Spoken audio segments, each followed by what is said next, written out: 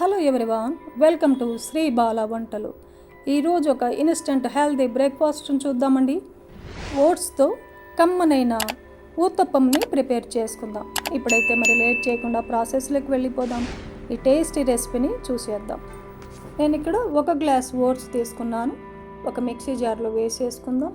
అదే గ్లాస్తో 1 గ్లాసు బాంబే రవ్వని తీసుకుందాం. సూజీ రవ్వ అంటాం కదండి, వేసేసుకొని మెత్తగా మిక్సీ పట్టేసుకోవాలి. చూడండి, ఇలా మిక్సీ పట్టేసుకొని ఒక మిక్సింగ్ బౌల్లో తీసేసుకుందాం. అదే గ్లాస్తో 1 గ్లాసు పెరుగును వేసేసుకోవాలి. మళ్ళీ అదే గ్లాస్తో 1 గ్లాస్ వాటర్ను కూడా యాడ్ చేసుకుందాం.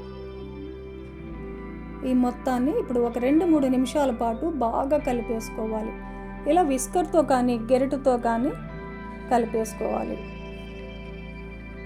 ఇలా ఒక 2 నిమిషాల పాటు కలుపుకోవడం వల్ల బ్యాటర్ సాఫ్ట్గా తయారవుతుందండి. దోశలు కూడా స్పాంజీ లాగా వస్తాయన్నమాట.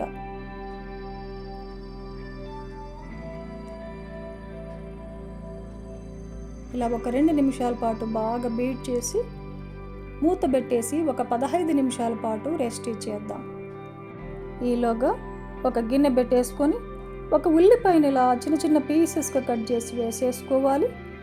ఒక క్యారెట్ని ఇలా తురిమేసి వేసేసుకుందాం. ఒక 2 టేబుల్ స్పూన్లమైన కరివేపాకుని చిన్న చిన్న పీసెస్గా కట్ చేసి వేసుకోవాలి. కొత్తిమీరని కూడా ఒక 2 టేబుల్ స్పూన్లమైన చిన్న చిన్న పీసెస్గా కట్ చేసి వేసేసుకొని ఒక 2 పచ్చిమిర్చిని చిన్న చిన్న ముక్కలుగా కట్ చేసి వేసేసుకుందాం. ఒక 1/2 టేబుల్ స్పూన్ జీలకర్రను కూడా వేసేసుకొని ఈ మొత్తాన్ని బాగా కలిపేసుకోవాలి.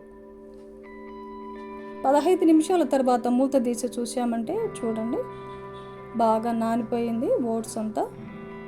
ఇప్పుడు టేస్ట్కి సరిపడా సాల్ట్ని యాడ్ చేసుకొని చిటికెడంతా కుకింగ్ సోడాను వేసేసుకుందాం. ఇవి కరగడానికి 1 టేబుల్ స్పూన్ మాత్రమే వాటర్ వేసానండి.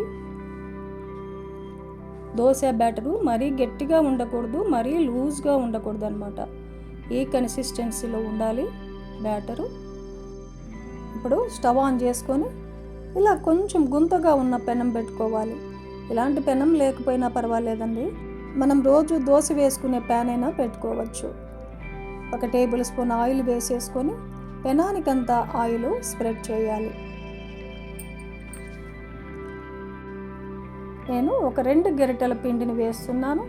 మీకు ఇంత మందంగా వద్దనుకుంటే 1 గరిటె పిండి అయినా వేసుకోవచ్చు.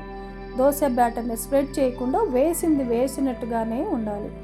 స్టవ్ని లో ఫ్లేమ్లో పెట్టేసుకొని ఇప్పుడు మనం కలిపి పెట్టుకున్న ఉల్లిపాయలు, క్యారెట్, పచ్చిమిర్చి ఇవన్నీ కూడా దోశ మీదంతా పూర్తిగా చల్లుకోవాలి. ఇలా మొత్తం అంతా దోశ మీద వేసేసుకొని మూత పెట్టేసి ఒక 2-3 నిమిషాల పాటు లో ఫ్లేమ్లో కుక్ చేసుకున్నామంటే దోశ లోపల భాగం కూడా బాగా కుక్ అవుతుందన్నమాట. ఒక 2-3 నిమిషాల తర్వాత మూత తీసి రెండో వైపు కూడా తిప్పేసుకుందాం. ఇంకొంచెం ఆయిల్ వేస్తున్నాను.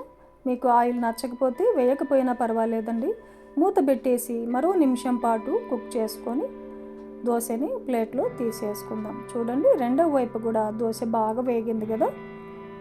ఇలాగే ఆయిల్ వేసేసుకొని పెనానికి ఆయిల్ అంతా స్ప్రెడ్ చేస్తూ స్టవ్ని లో ఫ్లేమ్లో పెట్టేసుకొని ఒక 2 గరిటెల పిండిని వేసేసుకొని క్యారెట్, ఉల్లిపాయలు ఇవన్నీ కూడా దోశకంతా వేసేసుకొని లో ఫ్లేమ్లో ఒక 2 నిమిషాలు కుక్ చేసుకుంటూ రెండో వైపు కూడా తిప్పేసుకుంటూ దోశని ఇలాగే వేయించేసుకొని ప్లేట్లో తీసుకోవడమే. మనకు ఎన్ని కావాలంటే అన్ని ఈ కమ్మనైన హెల్దీ అయిన వెయిట్ లాస్కి చాలా బాగా ఉపయోగపడే ఓట్స్తో ఊతప్పం ప్రిపేర్ చేసుకోవచ్చు.